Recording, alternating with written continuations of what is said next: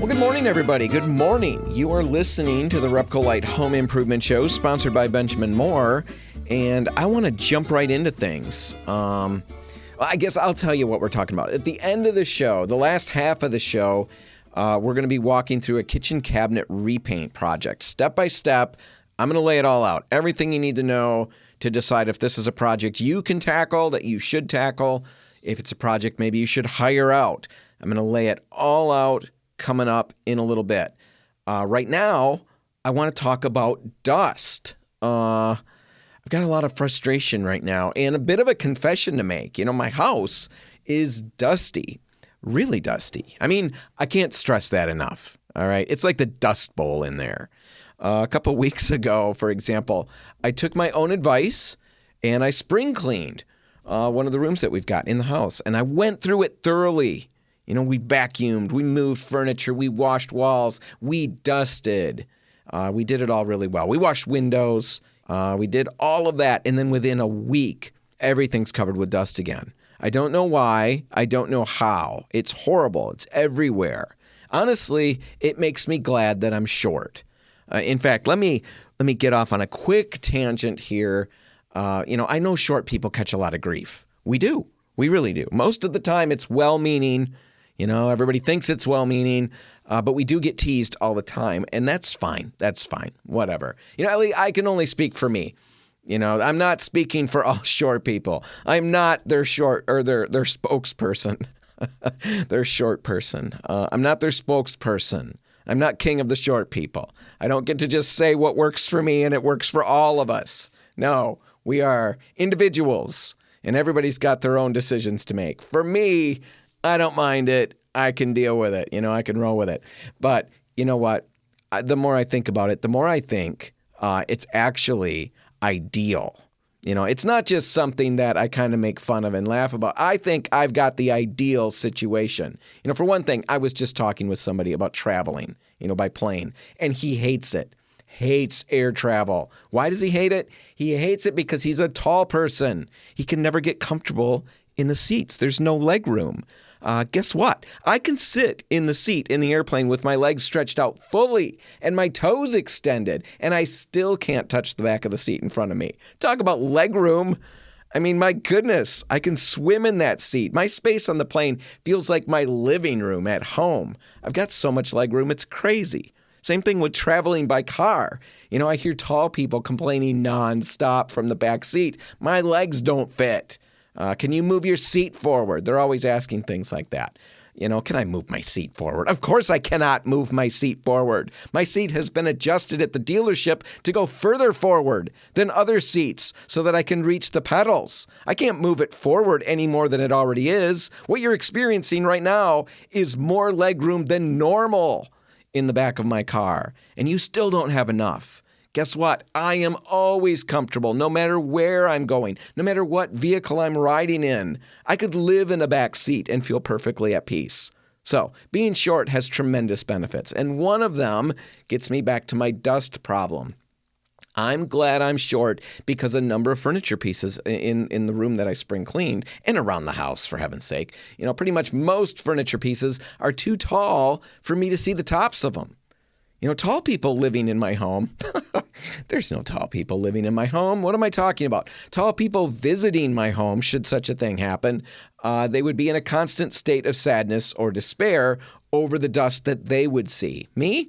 I am blissfully unaware of most of it. So that's one blessing, one little blessing that I've got. Little blessing. That's a little bit of a joke there. Anyway, the dust is driving me nuts. I don't really know how I got off on that.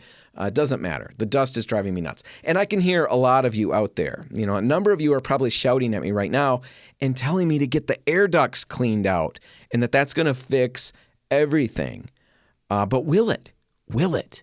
Will that fix everything? We're going to dig into that next week, actually, and the answer might surprise you.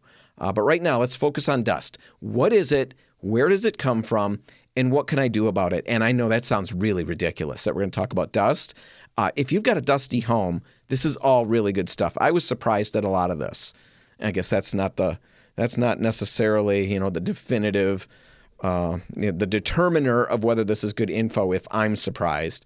I think you'll be surprised. Ride with me. This is good stuff. So let's talk about dust. What is it? Sounds really dumb, but like I said, it's interesting, more interesting, and grosser than you might think. So dust isn't just one thing. It's not just a thing, that's dust. It's a mix of stuff. It's dead skin cells. It's tiny textile fibers from your clothes, your furniture, your carpet. It's pet dander. It's pollen. It's soil. It's hair. It's all kinds of microscopic debris from just living your life. And then on top of all of that, to make it a little weirder and maybe a little grosser, you've got dust mites. You do. You've got dust mites. Now, you may be thinking, oh, I think not. We are meticulous with our cleaning, and I can guarantee you, you filthy little man, there are no dust mites here. Well, you can think that. You can think that, but you're wrong. You've got dust mites. I've got dust mites. We're all the same here. Nobody's better than everybody else. You've got dust mites, so do I. They're everywhere. They live in all that dust and debris that we've got. They feed off of our dead skin cells, and they add to the dust in our homes. Their waste, yay, and their body parts become part of that dust cloud floating around our homes. So first thing you need to understand about dust is that you don't need to open your windows for the dust to get in. Just keeping your windows closed doesn't keep it out. Sealed up homes with closed windows can build up dust faster than you'd expect. And it's all because a huge portion of the dust that we're living with is all created inside the home. It's created by you and your family, your pets, those wonderful little dust mites, and all the soft surfaces and belongings that make your house feel like home. All right, so the first bit of good news that I have for everybody is that you're probably, at least maybe not messy, like you might be thinking. You're not necessarily a filthy pig. It's just that you're alive, and you're living in your home, and that generates dust. So give yourself a break. You're not a pig, maybe. You might just be alive, and generating dust. All right, let's dig a little deeper now into the sources of this dust. And let's start with the people. And this is really fun. Every human being sheds about 1.5 grams of dead skin cells every day. Now, it doesn't sound like a lot, maybe, but it adds up. In fact, for an average person living an average lifespan, it's like 80 pounds. 80 pounds of skin in our lifetime. Skin cells that we're shedding. That's a lot of me that's getting spread around the house on a regular basis and inhaled by everybody, right? It's more than enough to feed a thriving dust mite population. All right, let's get back to the sources of dust. We've covered people. Another big one is our pets, right? Same story as with people. If you've got a dog or a cat, especially one that sheds, you've got another significant contributor to dust. So Maggie, my golden retriever, who sheds like it's a spiritual gift of hers, she's a problem, at least in this regard. She's a wonderful problem, but she is contributing to my dust problem. So you've got people, you've got pets causing dust. Then there are the fabrics in your home, your furniture, your bedding, your rugs, your curtains, your clothes. All of those create dust because every time you sit down, roll over in bed, walk across the carpet, anytime you do any of those things, tiny fibers are breaking loose. They float into the air, they settle onto surfaces, and they add to that dust cocktail that we've all been brewing. All right, last one I want to get to is, what about your HVAC system? Absolutely, your HVAC system plays into this. Every time your furnace or your AC kicks on, it's moving air through a network of ducts. And depending on the condition of those ducts, that air might be picking up more than just warmth or coolness on the way to your living room. Over time, dust can settle in those ducts, especially in bends and dead spots. And when the system turns on, some of that dust gets stirred up and blown into your space. Or some ducts, they're just not sealed well, and dust from attic spaces or whatever can get pulled into them and then redistributed through the home. And then there's your furnace filter. It's meant to catch airborne particles, but not all filters are created equal. Basic fiberglass ones will grab the bigger stuff, but they let the finer particles slip right through. If it's been a while since you changed your filter, or if you're using one of those low efficiency ones, that could be part of the problem. Filters with a MERV rating between 8 and 11 can strike a good balance, trapping more of that fine dust without choking your airflow down. Now, on a quick side note, we have talked about this before. Bumping up to a higher MERV-rated filter, it might seem like a great way to eliminate dust, but it actually can put added strain on your HVAC system. A filter that's too restrictive can reduce airflow and make your system work harder than it should. So don't just go all in on the highest MERV rating out there.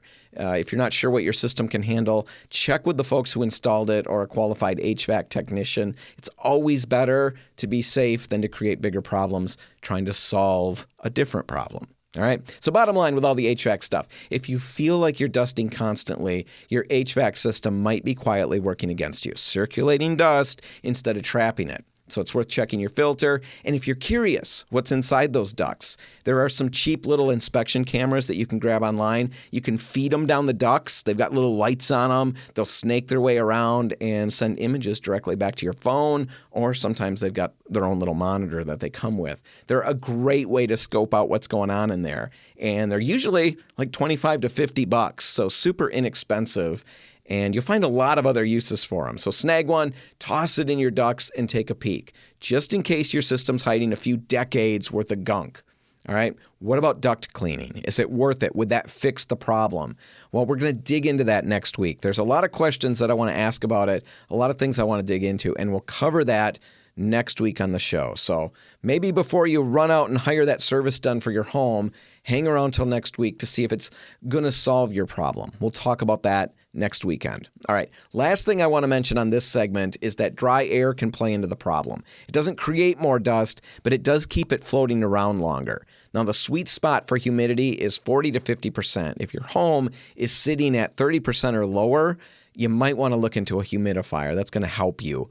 If you're not sure where you're at, in terms of humidity in your home, a $10 hygrometer is going to tell you. Go grab one online. That'll let you know exactly where you're sitting. All right, all of that is good info, but it doesn't really help us unless we get to the action steps. What can I do about the dust in my home? We're going to get to all of that after a quick break. Stay right there.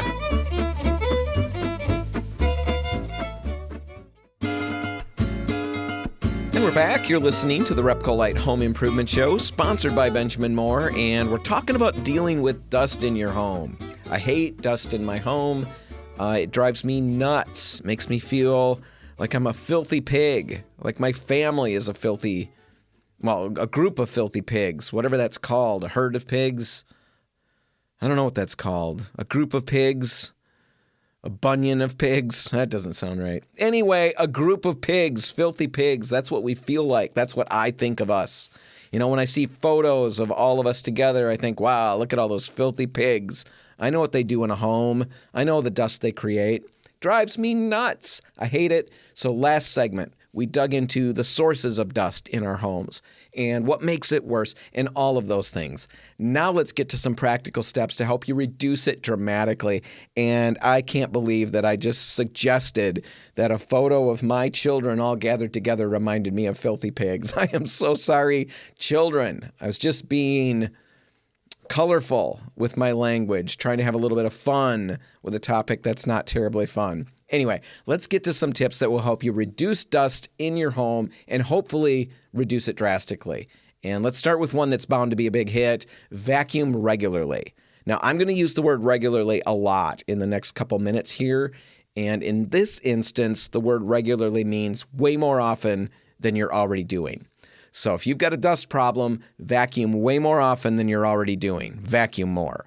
And make sure you're using a vacuum that has a HEPA filter. All right? That is not rocket science. That is not startling news. Everybody knows that. That's not breaking news.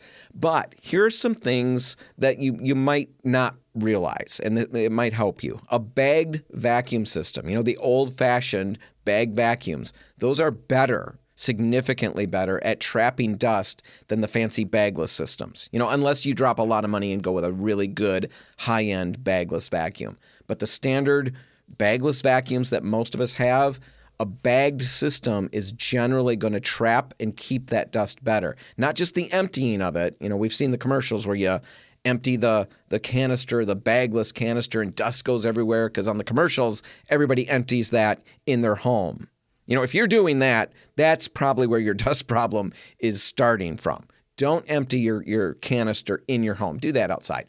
But, a bagged system makes that much easier. There's way less dust created. But also just in pulling the dust and keeping it contained in the system as you're working, as you're vacuuming, a bagged system does a better job. So if you're in the market for a vacuum cleaner and you do have a dust problem, something to consider. The bag system, they're not as cool, not as flashy, but it does at least trap and hold the dust better. So either way, whatever vacuum system you've got, vacuum more often and make sure that you're routinely replacing or cleaning your HEPA filter. That's going to depend on your vacuum cleaner, whether you clean it or replace it.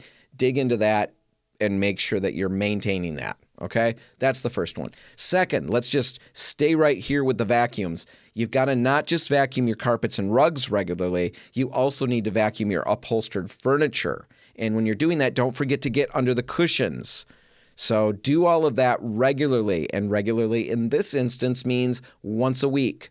So once a week, you're vacuuming the couch, the chairs, anything that's upholstered and under the cushions. That's the ideal.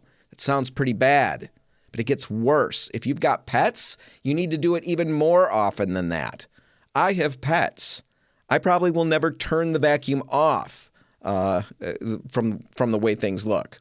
So anyway, those are two things. A third thing, dust smarter. Use a damp microfiber cloth instead of a feather duster. Dry dusting just flings the dust back in the air, right? Trap it in the damp cloth and then toss it straight into the washer. That's the third idea. Fourth idea, and I'm going to warn you, this one's depressing. At least it was depressing to me. It's kind of like the first two that I talked about. You've got to wash your bedding and your curtains regularly. There's that word again. Once a week is ideal for sheets. That's regularly. So once a week, you're washing your sheets. Every couple of weeks, you're washing curtains and throws and all of that stuff. Oh my goodness. I got to decide how much I hate dust, because it's either tolerate the dust or spend the rest of my life cleaning. I don't know. Trying to decide which one's worse. Anyway, sixth, moving on. Simplify your space. If you have a lot of fabric-heavy furniture and you are considering, getting new furniture, maybe consider switching to leather or wood pieces. They're just not going to hold dust the same way. That might help you. Seventh, use air purifiers in high-traffic areas. This is not rocket science. They do work. I've got one. It's working overtime. I need more, or I need a bigger one. But try an air purifier. That can help. Eighth, control your humidity. We talked about that in the last segment. If it's too dry, dust hangs in the air. So make sure that you've got the right humidity level, but don't make it too high, because if it's too damp, you feed the dust mites that I said everybody has, and you also risk mold. So keep it between 40 and 50% in your home. That's a great way to go. Ninth, make sure you're swapping out your furnace filters regularly. And 10th, what about cleaning out your air ducts? I'm going to do a deeper dive into this next week. I've already said that. I want to talk about it because it's a popular idea out there and it makes sense. It seems like it would do a great job to clean up the air in our homes, but it's also pricey. So before you jump in and get somebody out to your home thinking this is going to solve all of your dust problems, let's dig into it a little bit further. And we're going to do that next week. And with that in mind, if any of you out there have had your ducts cleaned and you've got feedback or opinions one way or the other, by all means, share your experience. You can email me at radio@repcolite.com. I'm looking for as much info as I can gather. So if you've had a company come out and clean out your air ducts, let me know what you thought about the results. radio@repcolite.com. All right, dust. It's a fact of life. It's not a sign that you're doing a bad job keeping house. It just means your home is lived in. But that doesn't mean we need to be overrun by it. It can't be eliminated, but it can be controlled. So don't get discouraged. Try a few of these tips that we talked about. See what works. Anything you do is probably going to help. All right, let's take a break. When we come back, we're going to be talking about painting your cabinets. It's a big project, but it's also a project with a huge payoff. We'll talk about everything you need to know coming up next. Stick around.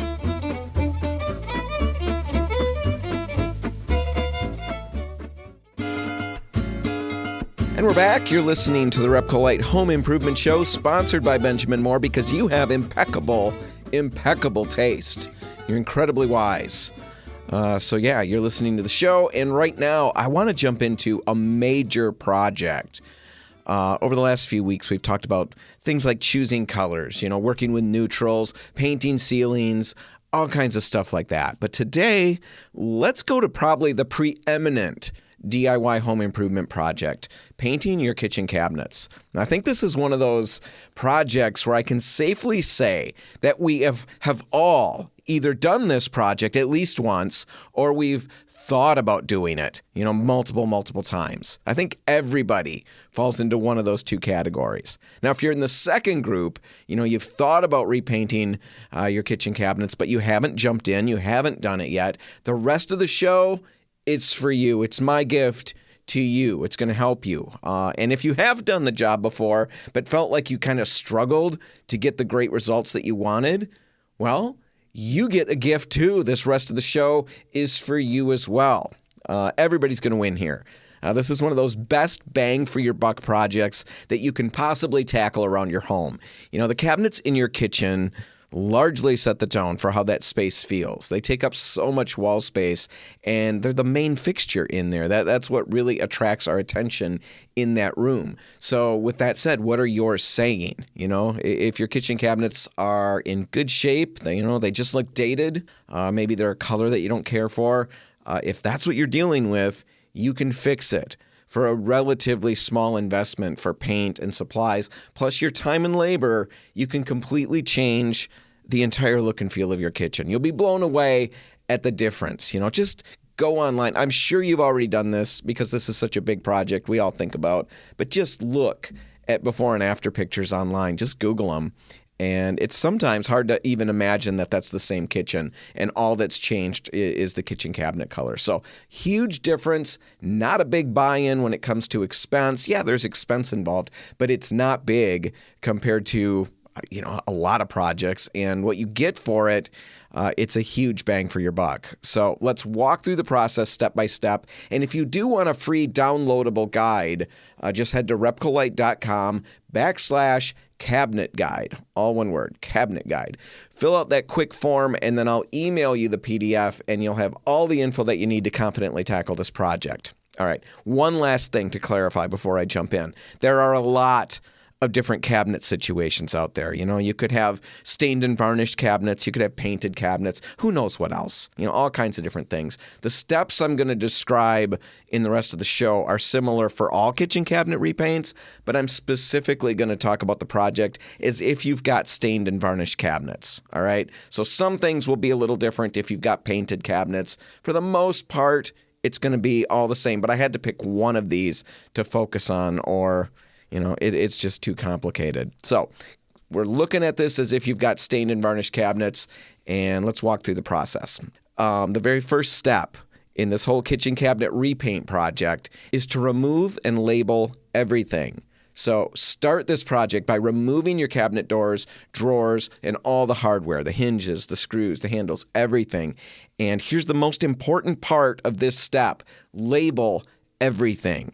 You'd be amazed how differently things can sit after years in one spot. Swapping them around might seem harmless. It does seem harmless. It seemed harmless to me, but it can cause doors to hang crooked and open weirdly. You don't want that. So use a numbering system. Cabinet 1 gets labeled 1. If it has 2 doors, call them 1L and 1R. Left and right. Mark it on the back of the doors where the hinge goes so it's hidden later. Just drop a piece of painter's tape in that hole or on that spot, and then label it with a Sharpie marker. Label it clearly. And then once you've done that, label your hardware too. People forget this step. I forget this step. But you've got to bag each cabinet's hinges and screws in its own plastic bag and mark it with the matching number so that it stays with the cabinet door that it came from. For extra safety, if you really want to be good and methodical and complete in this step, sketch a quick layout of your kitchen so you know where each number belongs when it's time to put it all back together. I skip this step normally. I number everything, and then I forget which side I started on by the time I get everything ready to go back together. And I'm always a little bit confused if one starts on the left side of the kitchen or on the right side. So draw that little sketch. That'll help you out. Now, I know this part feels tedious, but you're going to thank yourself later. I've already implied it. I've already said it. I've skipped this step. I've labeled the doors, but not the hardware. And I assure you, even though the hinges look identical, my doors never hung as evenly after I painted them. So swapping hinges really does make a difference. Keep them all together. Same doors, same hinges, same screws. All right, that's step 1. Now it's time to dig into the actual prep work. And I know prep work absolutely stinks. It does. It stinks. It's boring. It doesn't provide a lot of visual payoff. It's not like rolling primer on or paint. It's just not fun like that. Prep work is pretty much everybody's least favorite part of pretty much every project, and yet it's crazy critical. Prep is easily 90% of almost every project. It should be. 90% of the time, you should be prepping, and 10% of the time, you're actually applying the paint. You just need to get used to that. That's how it works. If you can accept that and stick to it, you're going to have great results. All right, so doing the right prep work, it's all about laying a great foundation. If that foundation is poor, everything that you pile on top of it, everything you build on top of that foundation is going to be questionable. If you skip your prep and you don't adequately clean the surface, scuff, sand, or prime where you should be priming, you just shouldn't expect great, long-lasting results.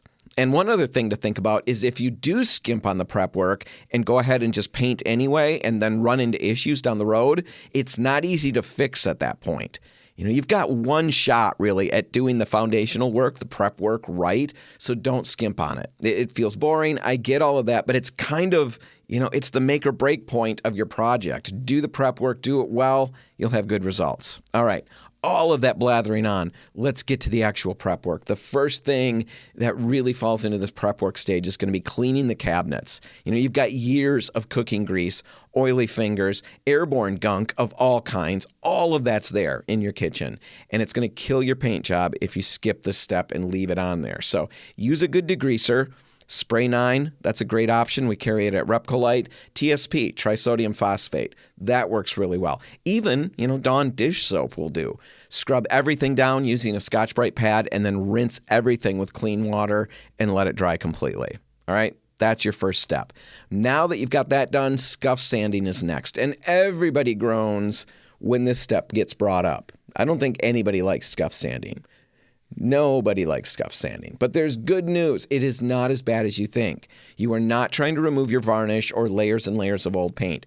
All you're trying to do is dull the surface down so your primer has something to grab onto. A quick once-over with 180 grit sandpaper should be perfect. And if your brain is like mine and you need more details or a more clearly defined, idea to work with, how about this? You should be able to scuff sand a typical cabinet door in under a minute. It's not an intensive sanding. Just zip over it, dull that surface down, and you're good to go. When you've got that done, wipe off all that sanding dust with clean water and let it dry. Now, if you're going to use an orbital sander for any sanding in this project, be sure that you're following that information that I laid out last week. We talked about it on the show. I talked about how you can avoid swirls in your finish when you're using an orbital sander. So you can access a blog post about it by heading to RepcoLite.com/sandrite. All one word, sandrite. That's got all that info. So if you're going to use an orbital sander on this project, make sure you're following what I laid out there. So check that out. All right, scuff sand the doors and then wipe them clean with a damp rag because you've got to get that sanding dust off of them. And I know there's probably a few people out there wondering, thinking about, wait a minute, I had to wash them first, then I wipe them again later. Why would I do that? Why not just skip that first washing step and do it later? Here's why you've got to do it in the order that I laid out. If you don't wash them first, but you go straight to scuff sanding, you're probably going to grind all kinds of whatever surface contaminants were there. You're going to grind them into the finish deeper, and that's going to cause problems down the road. So you've got to wash them off first, then you've got to scuff sand, and then you've got to remove any of that sanding dust that you created by wiping them down with a damp rag and some clean water. All right, once you've got all of that done, you're finally ready to prime.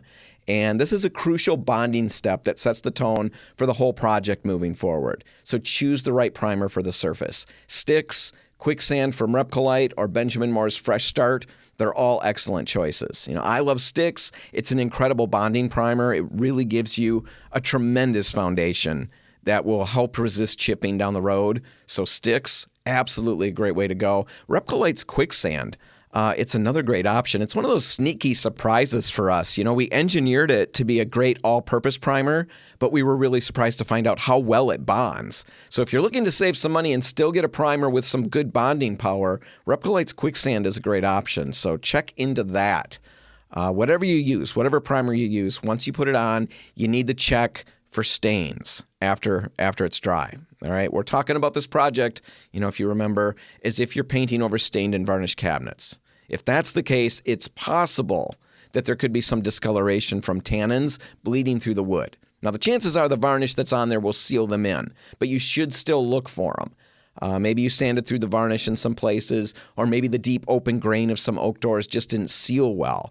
Either way, see if you can detect any brownish discoloration bleeding through your primer. And if you notice that, you don't need to panic. You just need to spot prime those areas with Bin Shellac Primer or RepcoLite Zip Prime. These products are going to seal those stains off and prevent them from bleeding through your final coat. Now, you could use Zip Prime or Bin on the whole project, but they're just not fun to work with. You know, there's a lot of odor to them, and if you can get by with a regular water-based primer for most of the work and then just spot prime a few little areas, you're way better off. Now, most of the time, there's not going to be any tannin stains bleeding through, but you do want to catch it if there is. You know, just putting another coat of water-based paint or primer over top of them won't help. They'll keep bleeding through unless you block them with the right primer. All right, so you got to make sure you catch them. All right. That's halfway through the project. And I know it's a lot of information, a lot of product recommendations that I've given. Remember, you can find all of what I just said online at RepcoLite.com/cabinet guide.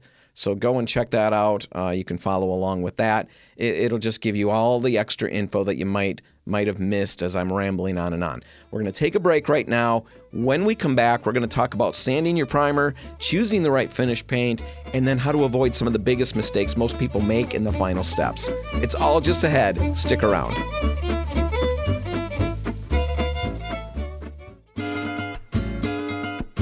Welcome back. You're listening to the RepcoLite Home Improvement Show, sponsored by Benjamin Moore. And in the last segment, we walked through the first half of a kitchen cabinet repainting project. You know, we covered everything from removing and labeling the doors and hardware all the way through cleaning, sanding, and we just covered the priming step. Now, after your primer dries, but before you go to your finish paint, there's an extra step that a lot of people skip. And yet it's one that really, separates a good finish from a great one. Here's the scoop. Once that primer's completely dry, it's got to be completely dry. Once it's completely dry, take some 220 grit sandpaper and just give everything a light dusting. You're not removing the primer, you're just smoothing the surface. You're knocking down little lumps, little goobers, whatever you want to call them, that ended up in the primer. Do that light sanding and then wipe everything down with a damp cloth to remove the dust that you created. All right, once you've done that, finally comes what most people think of as the fun part, the color or the paint part, putting the finish on. When it comes to this point, use a high-quality product like Benjamin Moore's Advance, Cabinet Coat, Scuff X if you're brushing and rolling it, or consider RepcoLite's Optima. All of these are great, excellent options for cabinets. They're durable, they're smooth, they're designed for beautiful finishes that will hold up. Now, as for tools, I'd recommend a good brush.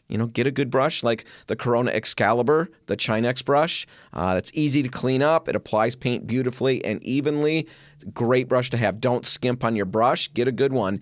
And when it comes to roller covers, I really love to recommend Wooster's Micro Plush covers. These are ideal rollers when it comes to cabinets. They're going to give you a smooth, almost sprayed look. So Wooster's Micro Plush covers, great way to go. Apply a nice even coat of your finish. Don't rush it. Don't glob it on.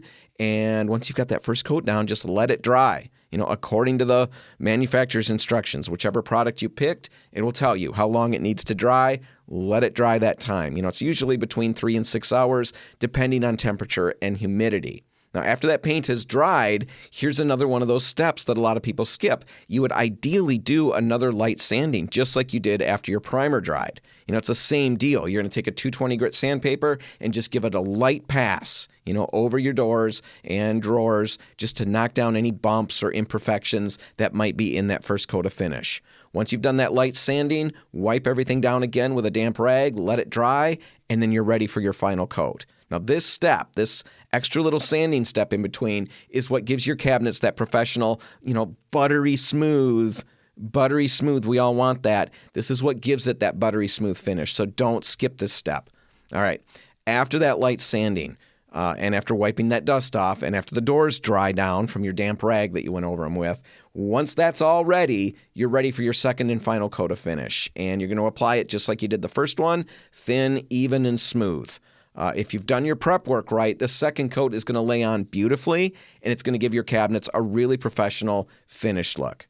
Now, when it's all said and done, you've got everything finished, everything painted, let everything dry thoroughly. A few days is best before you reinstall. It's going to help you avoid smudges, dings, tackiness, stuff like that. Definitely, you don't want to run into issues where you damage or mar the finish that you just painstakingly put on these.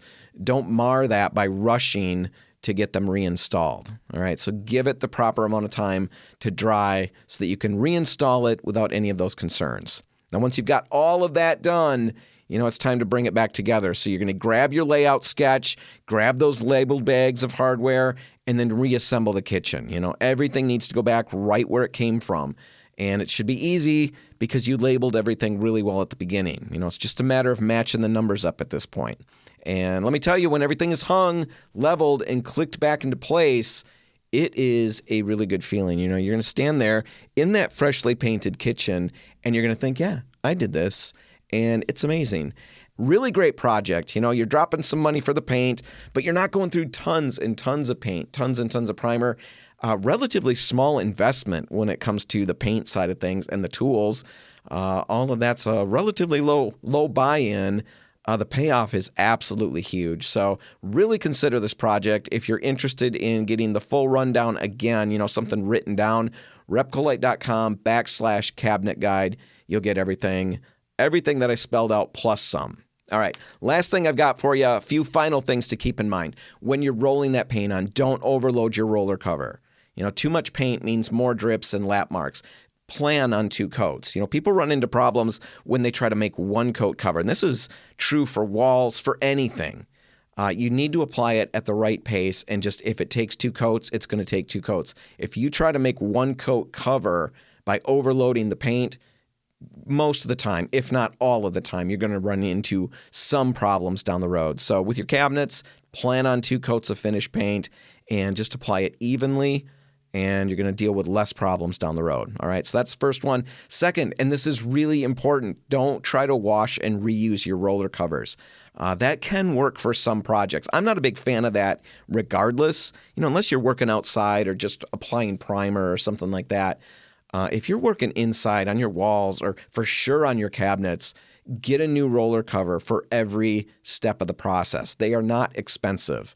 It's a cheap buy-in to give yourself some extra insurance to get a really nice finish. When you wash out a roller cover, it can clump a little bit, and it can definitely affect how that finish looks. So when it comes to this project, use a new one for your primer, use a new roller cover for your finish, use new roller covers for the second coat of finish. You're going to appreciate better results down the road if you do that. It's probably going to cost you an extra $10 total. All right, so there's that. Third thing, give yourself some grace. Nobody is going to be inspecting your work with a magnifying glass except probably you.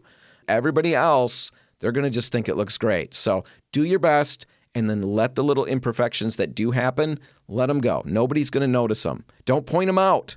I point them out all the time. That's just dumb. Nobody else will see them. Don't point them out. And finally, last thing, always use a quality paint. It's easier to work with, it's going to give better coverage, and it's going to last longer. All right, there you go. A complete guide, a complete audio guide to repainting your kitchen cabinets and getting great results. If you missed any of it, or if you want to check out something that you can just read all those steps, head to RepcoLite.com/cabinet guide. And I've got it all there for you. And of course, swing by any RepcoLite store. We're always happy to walk you through this project or any project that you've got going. We'll help you find the right products, the right tools. We'll give you all the info you need to get through your project and get great results in the end. And if you heard all of that, listened to all of those steps and thought, man, that is beyond me. That is not something I want to tackle.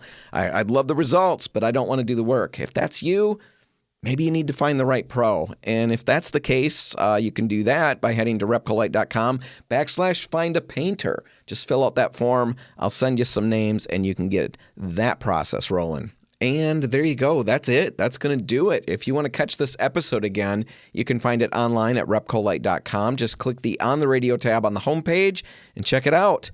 All right, whatever you do today, make sure paint's a part of it. And remember, your next project is way, way easier than you think it's going to be. Stop out at your nearest RepcoLite and let us help.